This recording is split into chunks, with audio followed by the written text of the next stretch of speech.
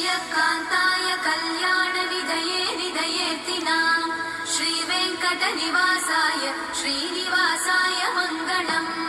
लक्ष्मी सविभ्रमालोकसुभुविभ्रमचक्षुषे चक्षुषे सर्वलोकानां वेङ्कटेशाय मङ्गलम्।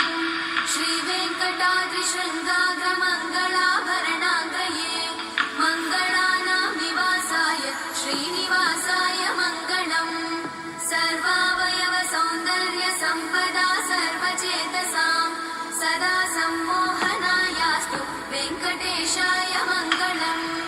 नित्याय निरवध्याय सत्यानन्दचिदात्मने सर्वान्तरात्मने श्रीमद् वेङ्कटेशाय मङ्गलम्।